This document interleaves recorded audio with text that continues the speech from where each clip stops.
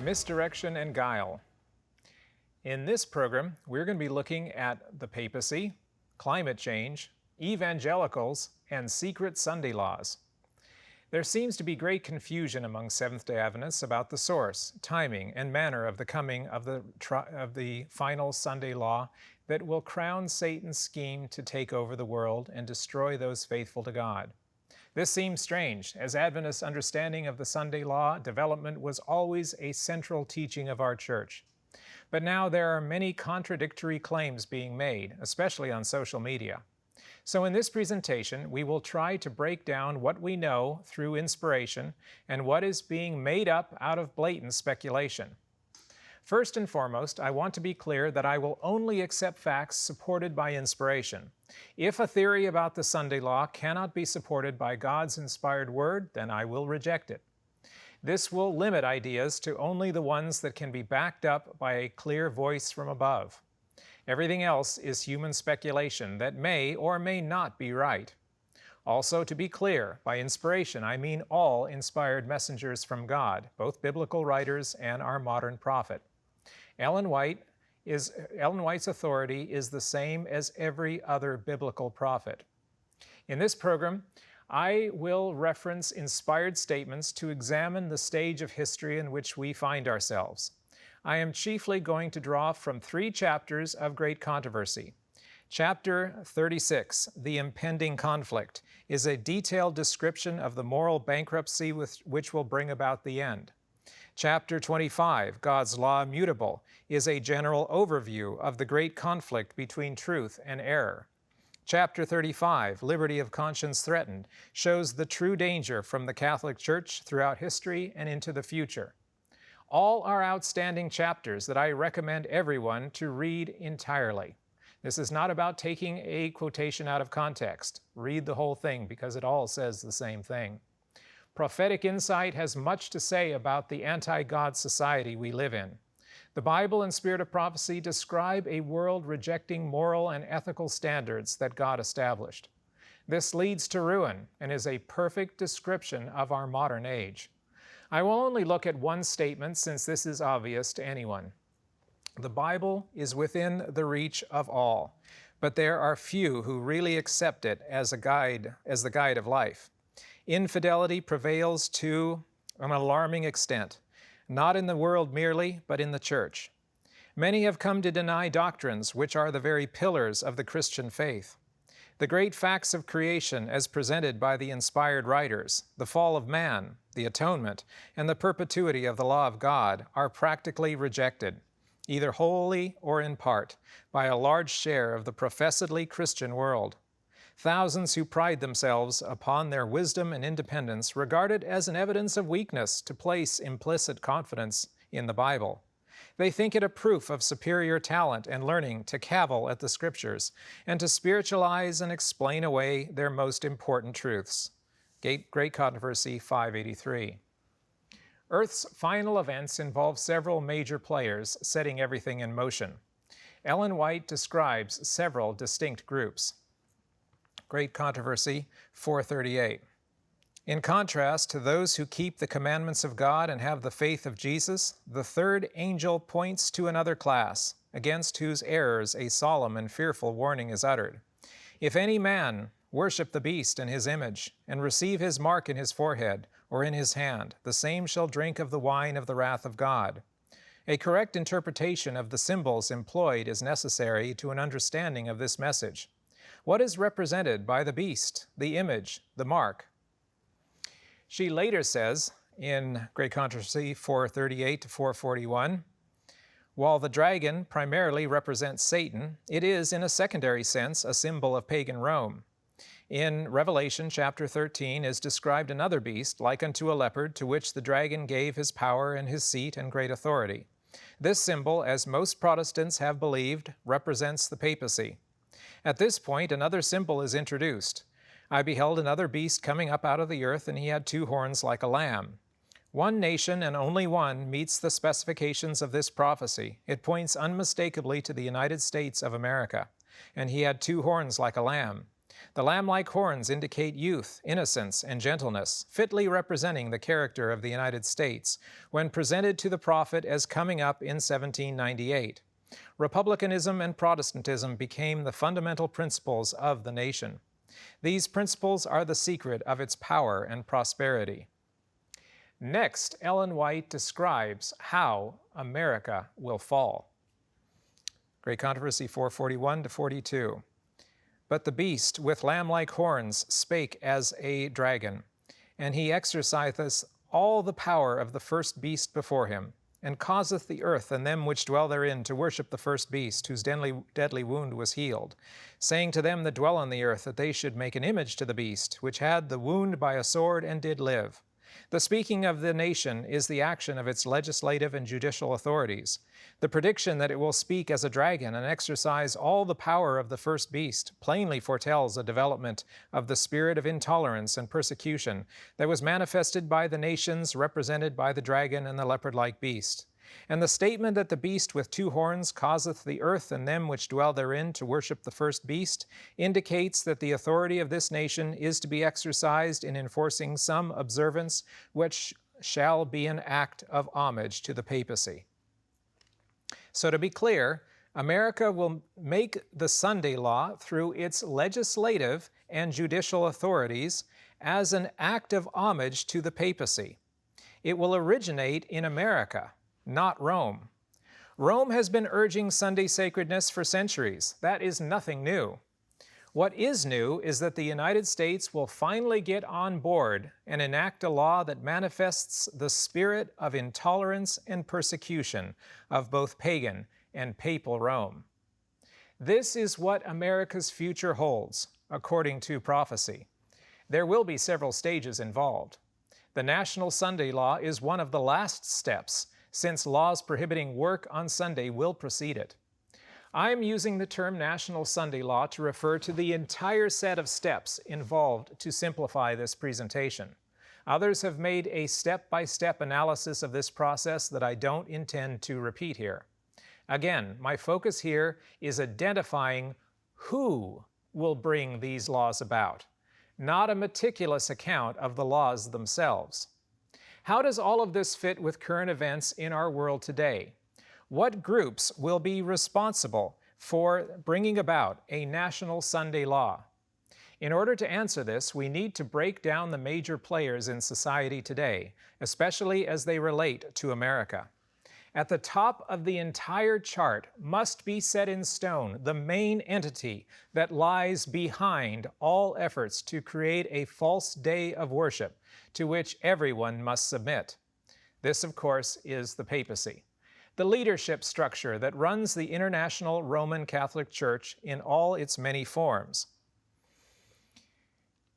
As we know from Scripture and prophecy, Satan has been running this organization for over 1,500 years, and it is his main weapon of force to destroy the faithful throughout history.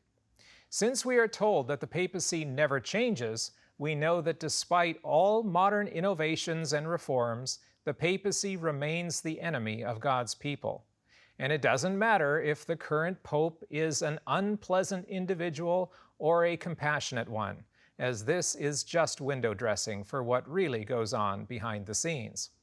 Everything we discuss in this presentation should be taken as local manifestations of the long-term plans and designs of the man of sin.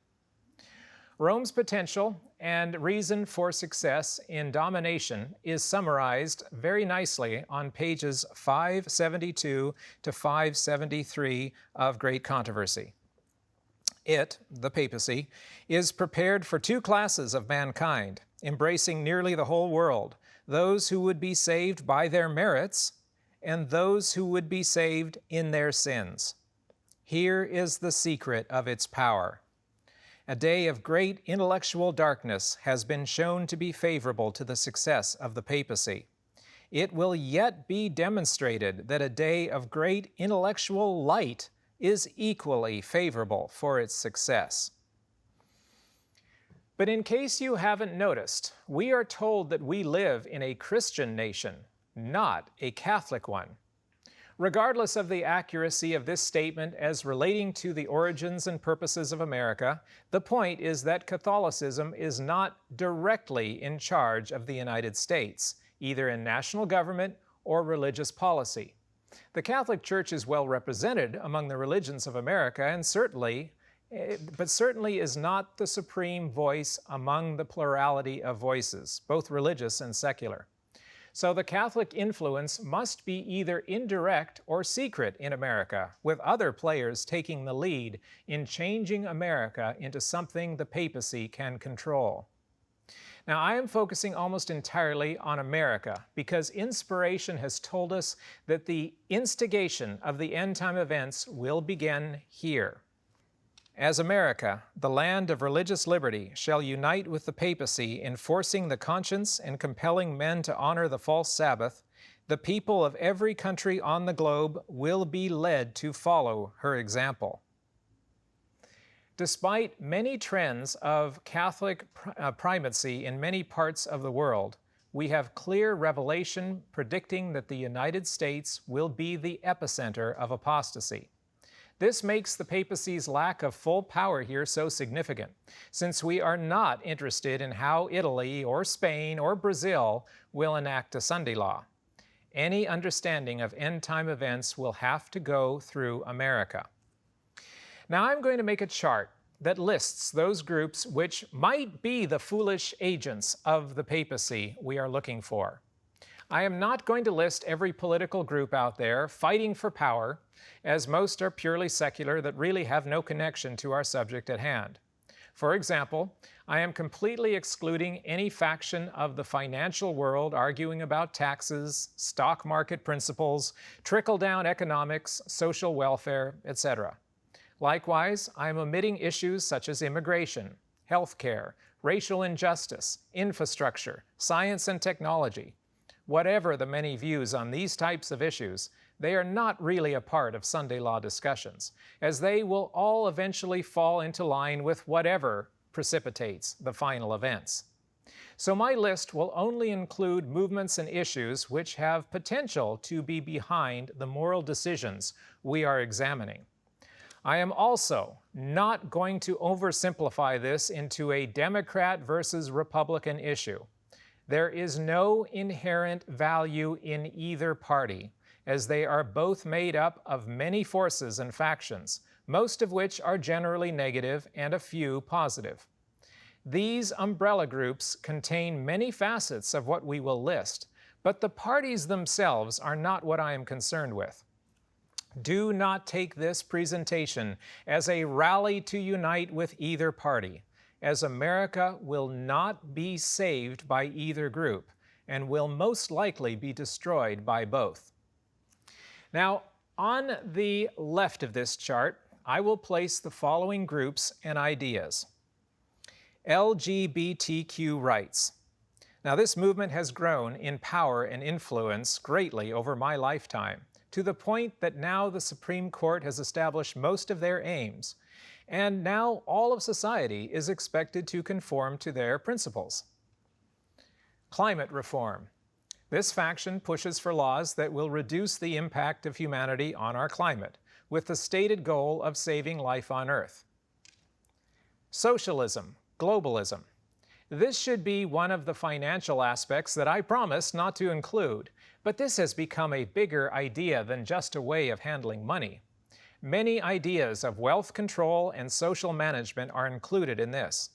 When you hear people talking about communists, New World Order, and the elite, this is what is being discussed.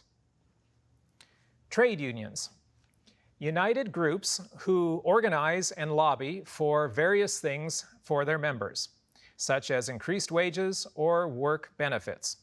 There are certain unions who could be placed on the right side of the chart, but most of these groups have historically been identified with the left. Now, on the right of this chart, I will place the following groups and ideas. Evangelicals. This is a broad term that includes many conservative Christian churches who are united only in their goals of achieving moral reform through political power.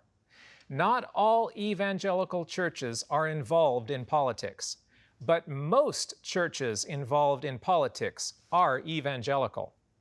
Notice that there is no unified group of liberal churches on the left side of this chart.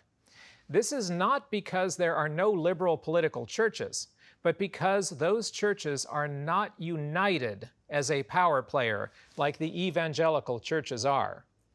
Each liberal church has their own cause, each focused on a different thing, that are oftentimes contradictory to each other. They don't often agree with each other, and they don't gain the power that the evangelicals on the right side have managed to do. Evangelicals rose to power in the 1970s and have become one of the most important blocs in the United States. Christian dominionism, another term for this is Christian nationalism, a concept held by many evangelicals which could be merged with the category above, but not all evangelicals believe it. This teaching holds that Christianity must eventually rule not only America, but the entire world, with moral, biblical law above all secular law. Formerly, this idea was laughed to scorn in free America, but now its proponents are in key positions of our government, including the Supreme Court, and should not be taken lightly. Climate denial. This industry-led faction pretends climate change doesn't exist and works to prevent any reforms to laws and society that prevent climate pollution. Now we have a basic framework to identify the origin of Sunday laws. Everything on the left of this chart falls under the general term liberal, while everything on the right falls under the general term conservative. Many people on each side hold several of these positions, so I'm not trying to split these all up into isolated positions. But by and large, these two sides are completely opposed to each other. In fact, those on the left generally despise those on the right and vice versa. These comprise many aspects of our culture wars that agitate society. Please note that I am not making any arguments here about the truth or falsehood of these various positions or groups. I have plenty to say about many of these topics elsewhere, and some of these programs in this series will address some of these issues. And I'm not going to be repeating all of that here. The only question I am targeting here is which group or groups will cause the National Sunday Law to be passed in America. I have limited the options to those groups that are prominently mentioned by Adventist speakers as those who will bring about the end times. Many accusations are made against one or more of these groups, but do those claims have the support of inspiration? If not, what is the true source of those claims? Let's go directly to the information God chose to give us. Great Controversy 443. But what is the image to the beast, and how is it to be formed? The image is made by the two-horned beast, America, and is an image to the beast, Papacy. It is also called an image of the beast. Then, to learn what the image is like and how it is to be formed, we must study the characteristics of the beast itself, the Papacy. In order for the United States to form an image of the beast, the religious power must so control the civil government that the authority of the state will also be employed by the church to accomplish her own ends. This is one of the most significant sentences we will read. The only way that the image to the beast will be formed, the only way, is that the religious power must control the civil government. The church in control of the state will be able to accomplish her own ends. Which church? Not the Catholic Church, as the religious power is an image to the beast, not the beast itself. Fortunately, God did not leave us in doubt on this issue. Great Controversy 586-87. And now, as in former ages, he has worked through the church to further his designs. The religious organizations of the day have refused to listen to unpopular truths plainly brought to view in the Scriptures, and in combating them they have adopted interpretations and taken positions which have sown broadcast the seeds of skepticism. The teachings of religious leaders have opened the door to infidelity, to spiritualism, and to contempt for God's holy law, and upon these leaders rests a fearful responsibility for the iniquity that exists in the Christian world. Great Controversy 443 to 45. Protestant churches that have followed in the steps of Rome by forming alliance with worldly powers have manifested a similar desire to restrict liberty of conscience. The wide diversity of belief in the Protestant churches is regarded by many as decisive proof that no effort to secure a forced uniformity can ever be made. But there has been for years in churches of the Protestant faith a strong and growing sentiment in favor of a union based upon common points of doctrine. To secure such a union, the discussion of subjects upon which all were not agreed, however important they might be from a Bible standpoint, must necessarily be waived. Charles Beecher, in a sermon in the year 1846, described that the ministry of the evangelical Protestant denominations is not only formed all the way up under a tremendous pressure of merely human fear, but they live and move and breathe in a state of things radically corrupt, and appealing every hour to every baser element of their nature to hush up the truth, and bow the knee to the power of apostasy.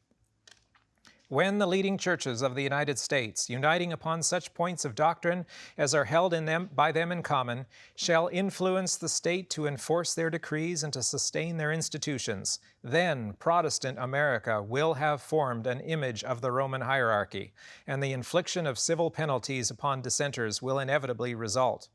The image to the beast represents that form of apostate Protestantism which will be developed when the Protestant churches shall seek the aid of the civil power for the enforcement of their dogmas. Could she have been any clearer? Over and over again she repeats variations of the same concept. Protestant America, Protestant churches, apostate Protestantism, churches of the Protestant faith, religious organizations of the day, religious leaders, and leading churches. And by far the most amazing, evangelical Protestant denominations. These are the very words used today for one of the foremost powers in American politics. This is not just a smoking gun. This is word-for-word prophecy being fulfilled. One more statement, just to be crystal clear. Great Controversy 588.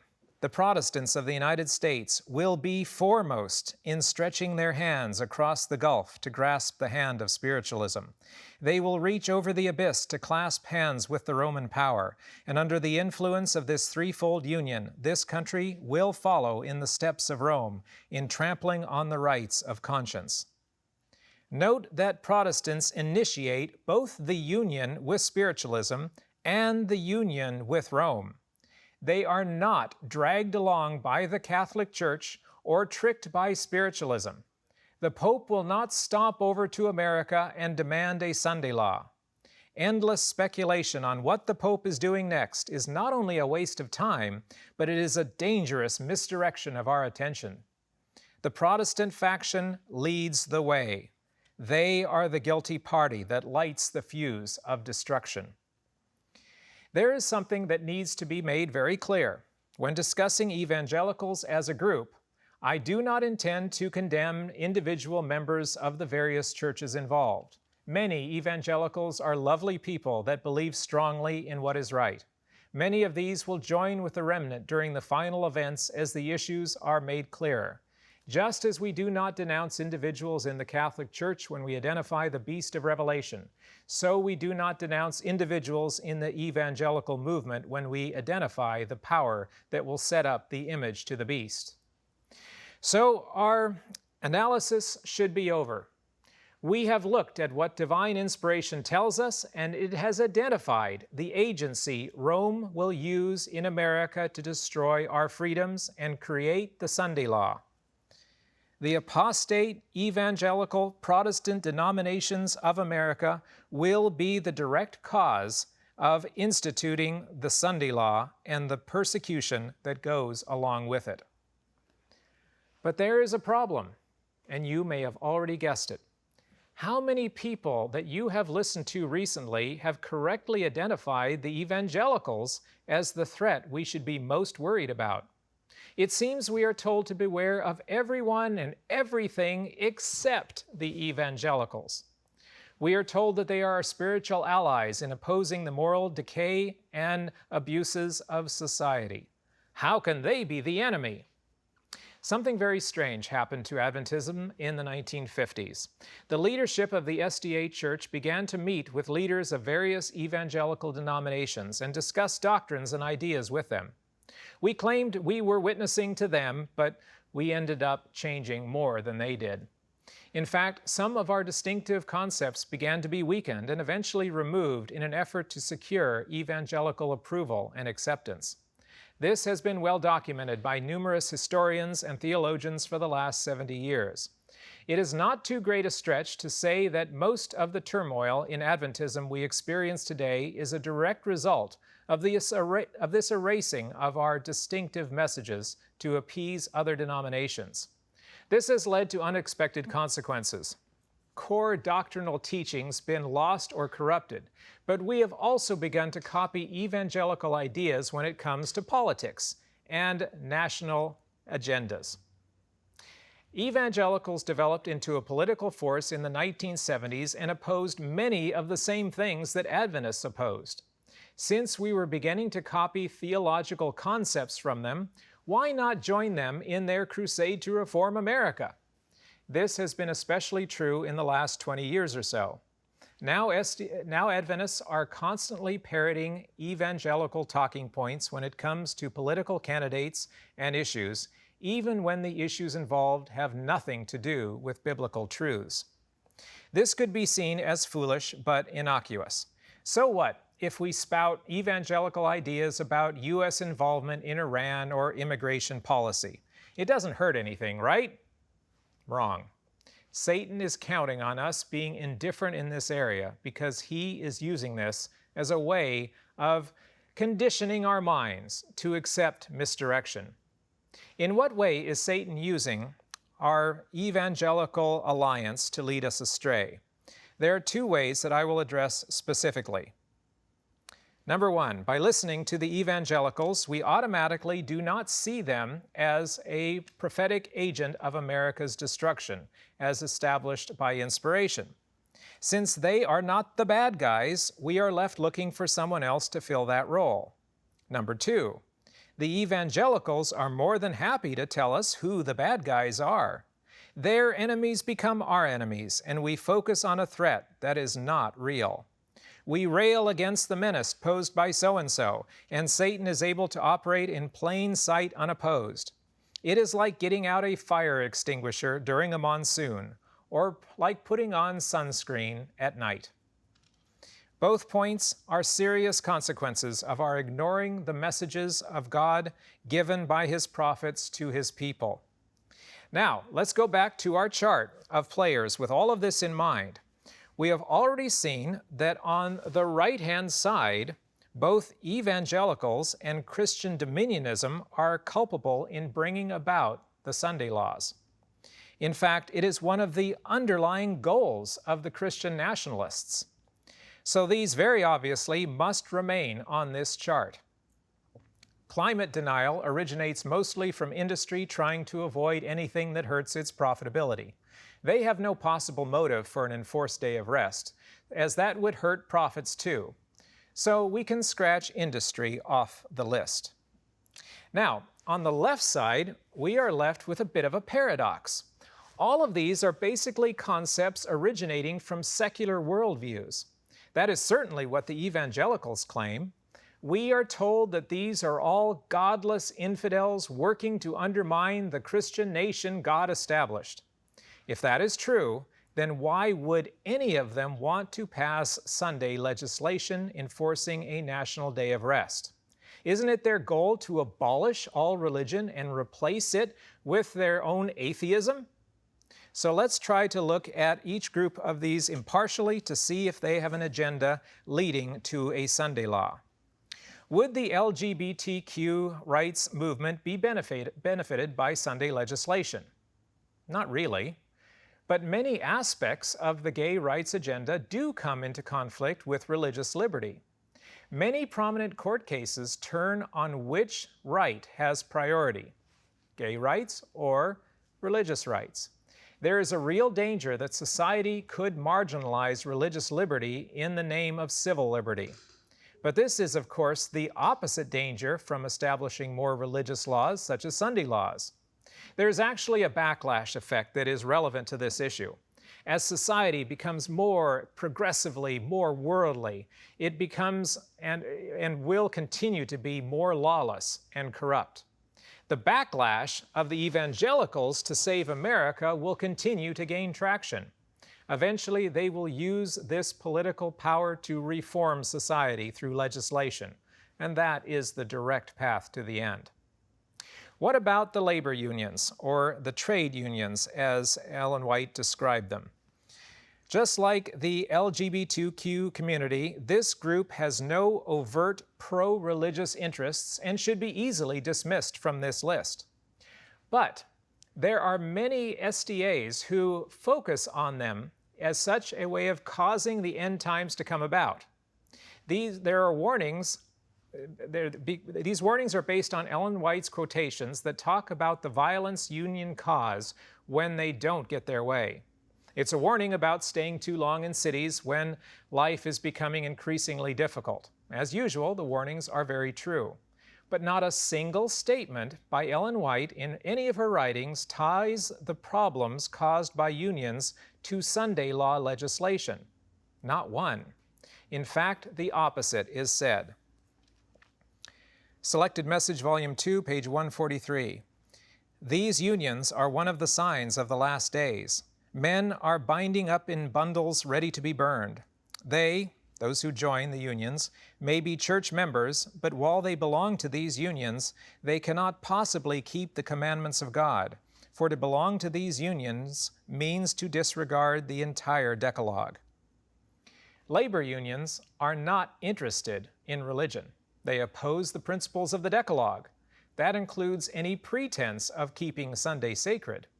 So again, speakers who claim that labor unions are a direct road to the Sunday law are going beyond inspired writings for their own agendas.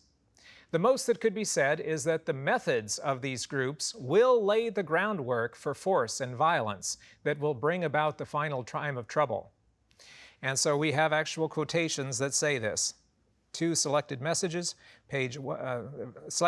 Volume 2, page 142. The trade unions will be one of the agencies that will bring upon this earth a time of trouble such as has not been seen since the world began. We have actually seen this downward regression in our society. Violent strikes by labor unions have succeeded in getting results, so other causes have decided to use these methods as well.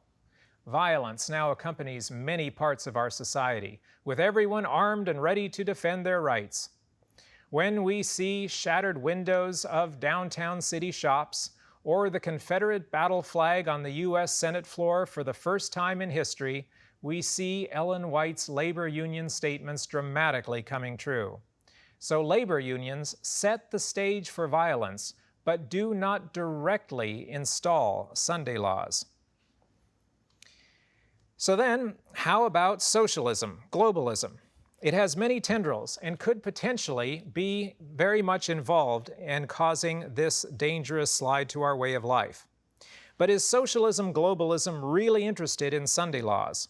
Look at any socialist, globalist country over the last century and show where it has pushed a day of rest for religious reasons. I certainly have never discovered that in history. Quite the opposite. It is mostly based on an atheistic model that wants to destroy all trace of religion from its society. Karl Marx called religion the opiate of the people, and pure communism has tried to eradicate religion from every area that communism controls. So even though we are opposed to communism, it is very unlikely to bring on a Sunday crisis. It can't be ruled out, though, so let's leave it on the chart for now. That leaves climate reform, and I have saved it for last precisely because it is the main target these days as the vehicle which will bring on the end times. It is growing in influence and power, especially because of the dramatic changes in presidential administrations that have happened over the last decade. Is this the Trojan horse that will burst open to destroy us all? Climate change activists are complex and multifaceted. They are people from all religions who support this cause. It is not actually a New Age or an atheistic movement. But the leadership is said to be totally non-religious, and that may well be true. But that is not really the point. The movement's goals are stated to be the restoration of Earth's ecosystem to preserve its ability to sustain life. Its enemies accuse it of wanting to destroy our economy, destroy our way of life, or just destroy us altogether. Again, I'm not dealing with that in this issue. My many tackle presentation that we are also showing as part of this series deals with this in much more depth. The question I am asking now is, would the climate reform movement want a Sunday law? Yes and no. Many environmentalists have proposed a day of non-activity as a way of reducing energy consumption, but they don't really care what day it would be. Tuesday is just as good as Sunday. If they could get a movement together of religious groups on board with Sunday rest, that would be more than making them happy, and they would make that deal easily. But not because environmentalists believe in Sunday sacredness.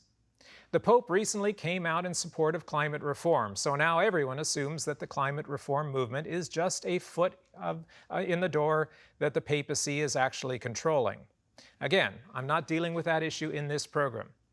If the climate reform movement is sincere in its stated goals, then they have no reason to care about Sunday laws. If the climate reform movement is a sinister front for the Roman Catholic agenda, then all of their attempts to save the planet are just a front to hide their true agenda. So I am not going to rule out this latter possibility from an objective point of view. So I'm going to leave that on the chart for now. So now we have 4 groups left up on the chart, 2 on each side. Now, which of these 4 groups on either side is capable of bringing about a Sunday crisis? Any of the 4 could absolutely do that. So now, which of these 4 is the one that is actually doing it? How do we choose? How do we know for sure? The answer is inspiration. God would certainly warn us where to look for this great danger. To date, I have yet to read a single statement from the Bible or Ellen White that tells us that either climate reform or socialism is Satan's agent of end-time destruction. I have yet to hear a single Adventist speaker that has found an inspired statement either addressing it in that way. Instead, there are lots of sensational attacks with non-specific statements of prophecy to supposedly back up their claims. Compare that to the mountain of statements I've already quoted that point to the evangelical apostate Protestants. There is no comparison of evidence. Massive versus nil. I must follow the inspired evidence, and that evidence points to the evangelical Christian dominionists. I therefore reject the claims that either climate reform by itself or socialism is the current enemy. Later, at the very end of the process, when a one-world government unites under Rome's leadership, I am sure that they will both play a part of the final destruction of all liberty. They will probably be part of the end game, but inspiration tells us that they will not initiate the process, and that is what matters for us now. So why is there so much antagonism from SDAs against these groups, since there is no real proof from the inspired word of the Ellen White and the Bible? The answer is due to what I discussed earlier, are following the example of the politics of evangelicals. Evangelicals, as members of the right side of the spectrum, hate everything on the left side of the spectrum. With a few exceptions, evangelicals have rejected climate reform as heresy and socialism as the policy of the devil. They endlessly rail against these as some of their main enemies. So Adventists, as part of our susceptibility to the evangelical worldview, have mimicked their antagonisms and prejudices. The only original idea Adventism has added to these concepts is the Sunday law issue itself, since evangelicals never bring this topic up except to promote it. Let us make no mistake. Evangelical leadership in general hates Adventism. They always have. They have called us a cult. They have disparaged us as non-Christian. Now, they have said less against us recently as we have become increasingly subservient to them, but they are not our friends. So why do we try to be their friends? Every time I hear an Adventist attack socialism or climate reform, I hear Pat Robertson or James Dobson's voice echoing in the background. Remember what Ellen White said about apostate Protestantism. Great Controversy 588. The line of distinction between professed Christians and the ungodly is now hardly distinguishable. Church members love what the world loves and are ready to join with them, and Satan determines to unite them in one body and thus strengthen his cause by sweeping all into the ranks of spiritualism. Papists who boast of miracles as a certain sign of the true church will be readily deceived by this wonder-working power, and Protestants, having cast away the shield of truth, will also be deluded. When we look at the big picture of who is going to create the image to the beast in America, we find the most remarkable paradox. The ones who are going to do this demonic act of papal imitation, the Evangelicals, are the ones crying the loudest about the dangers of the left. This is misdirection and guile.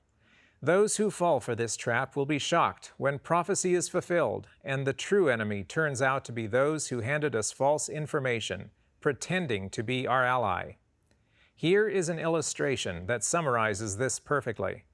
A hideous giant face of a deep-sea anglerfish dangles a glowing white lure like a fishing rod on her forehead.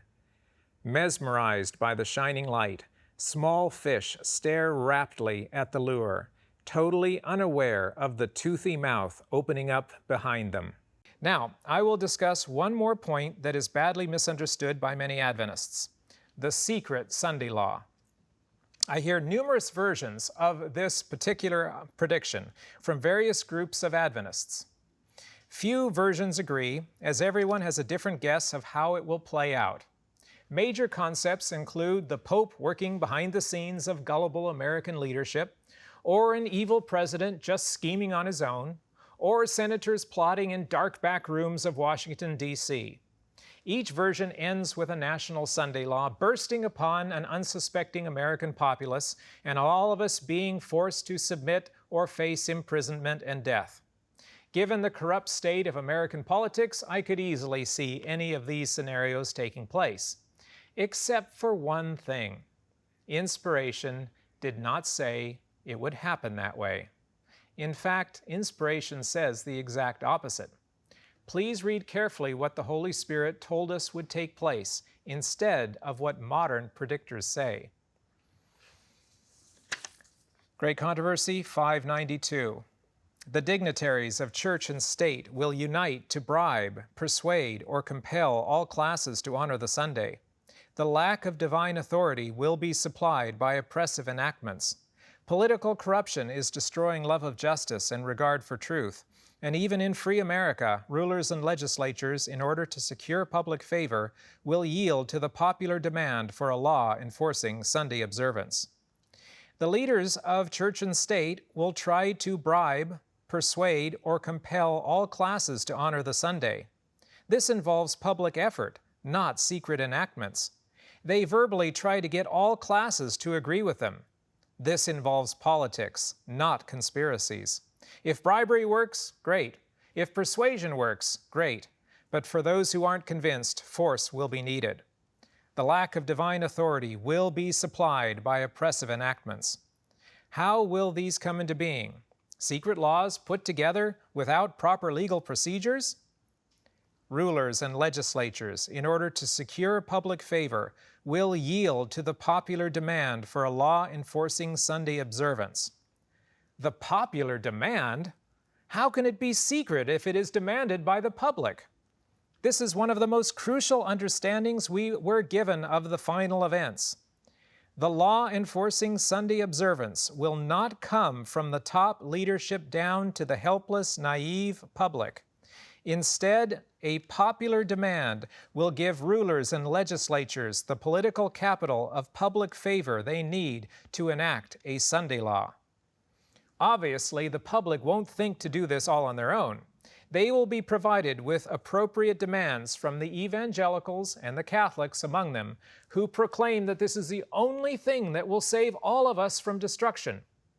Ellen White refers to an unlooked-for calamity that takes us unaware, something that brings the soul face to face with death. This is found in Christ Object Lessons, page 412. This will have to be a crisis that actually qualifies as an extinction-level event. What that might be is yet to be seen. If we could predict it, it wouldn't be unlooked for, would it? That eliminates climate change as the potential calamity, since it is anything but unlooked for. But whatever it may be, this will be the only thing that will ever unite all of the factions in America. No matter what happens these days, at least half of the population is opposed to it. Something terrible is still coming that will get everyone on the same page. Worship on Sunday, or we are all going to die. Since there is no point in speculating beyond inspiration, I will leave it at that. The key point is that the Sunday law is incapable of being kept secret. It is impossible to mesh any form of a secret American Sunday law with God's Word. Every time you hear any Adventist speaker talk about any form of a secret Sunday law, you automatically should know that the speaker has neglected to consider clear statements from Ellen White. In fact, there have been many who have already predicted when the Sunday law would be enacted. A high-profile prediction targeted the spring of 2019. Unfortunately for them, those dates have already come and gone with no sign of their foolish predictions coming true. A recent high-profile claim predicted 2027 as the end date at which Jesus could come, and he couldn't come after that. Unfounded claims like this accomplish two negative things. They destroy the credibility of these false prophets, and rightly so. But they also damage Adventist witnessing to those who are trying to reach others with the three angels' messages. When public predictions are made that prominently fail, the public will tend to ignore everything else we have to say. Why listen to crackpots making wild claims that the end is nigh? This makes Sunday law predictions not only foolish, but dangerous. Truth is being undermined every time we promote or pass on any speaker that deals in these improper forecasts. There is a reason that claims like this are rising to prominence. There is a tendency among faithful conservative Adventists to be wary of what has been labeled liberal Adventists. We don't listen to them because they don't believe in what we believe. But a conservative speaker is safe to listen to, right? Not necessarily. Obviously, due to the recent evangelical infiltration into Adventism, a conservative can repeat evangelical errors of theology just as easily as a liberal can. But the reality is that this is not a surprise development. Ellen White predicted this exact problem over 150 years ago. Testimonies, Volume 5, page 463. The work which the Church has failed to do in a time of peace and prosperity, she will have to do in a terrible crisis under most discouraging, forbidding circumstances. And at that time, the superficial conservative class, whose influence has steadily retarded the progress of the work, will renounce the faith and take their stand with its avowed enemies, towards whom their sympathies have long been tending. Now we see her prophecy coming true.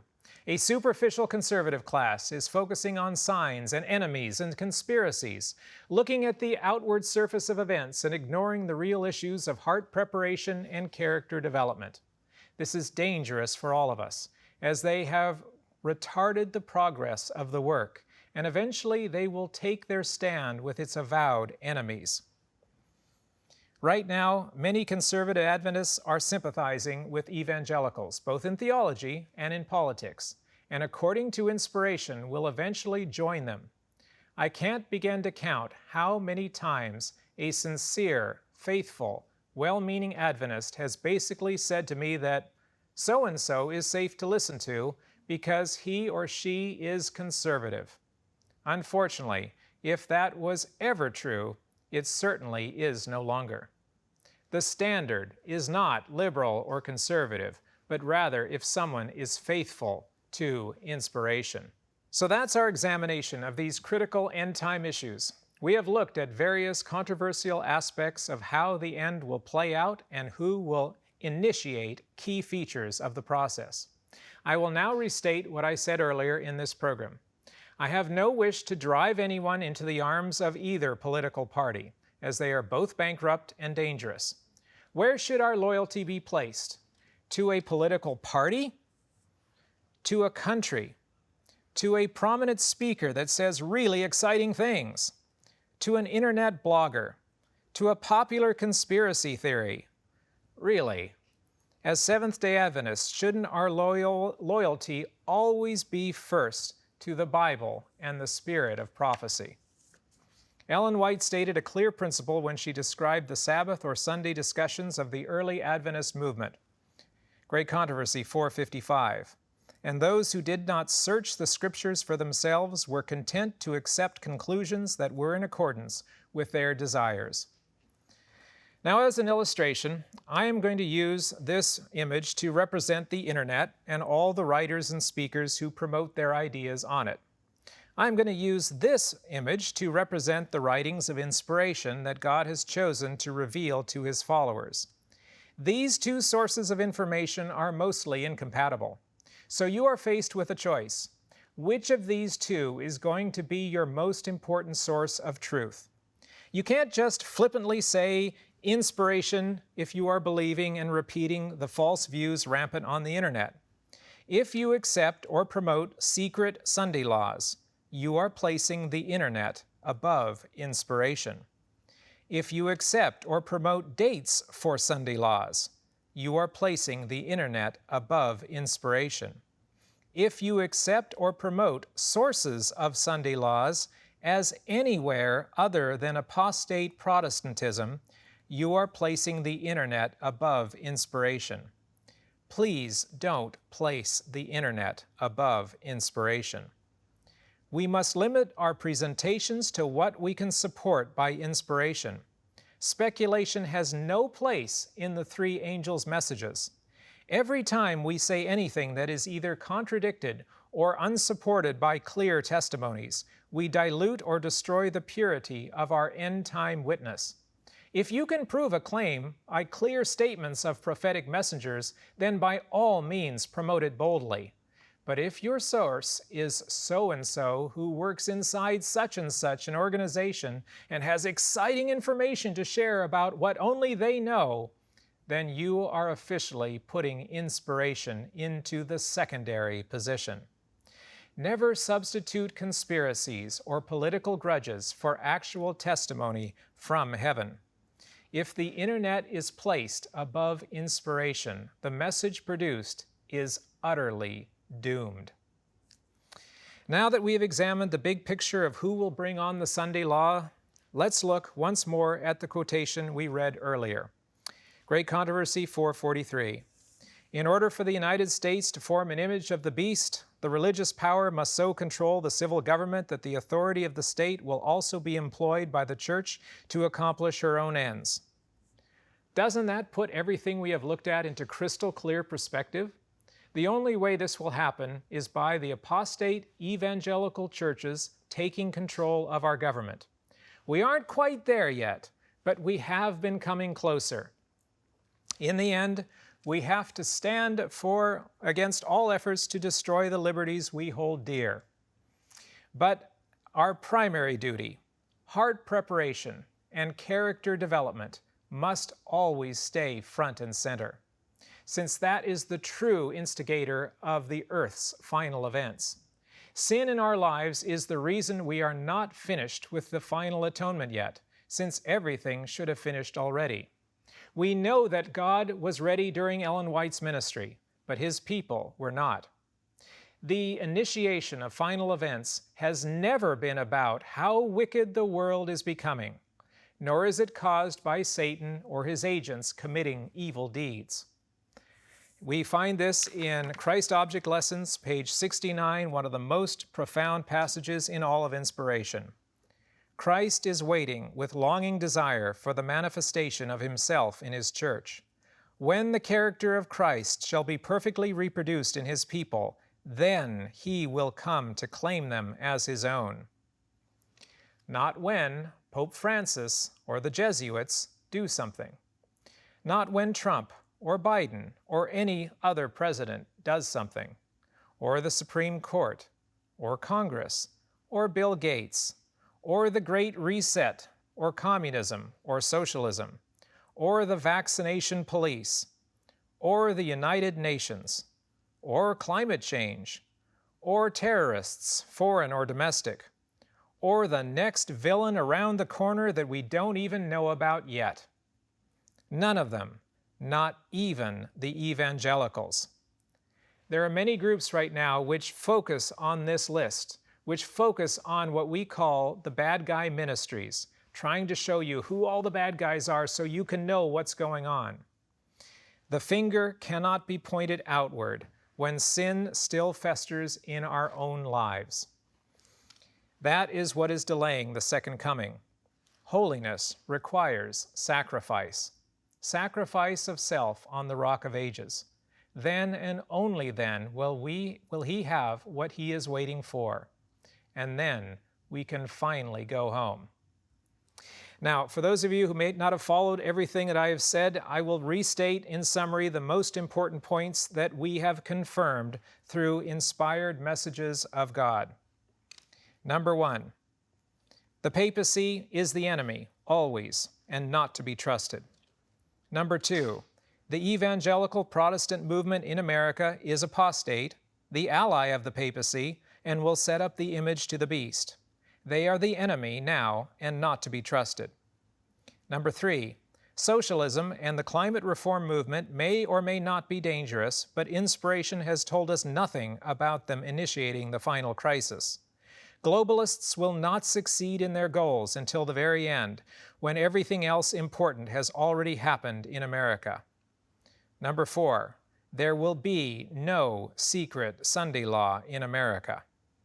Number five, the final desperate generation will demand the Sunday law from their leaders, rather than having it forced onto them unwillingly. Number six, to be a conservative Adventist is inherently no safer than to be a liberal Adventist. Beware the superficial conservative class. Number seven, agents of evil will not initiate the events leading up to the second coming. Christ is waiting for us to surrender our hearts and reflect his character. We live in momentous and dangerous times. With information overload a constant menace, we have to step back and focus on what is real and faithful. There is so much confusion and contradiction from so many voices that the only safe course is to tune out the noise and only allow God's word to be allowed to speak. If we do that, we can avoid being swept away by the random theories of men.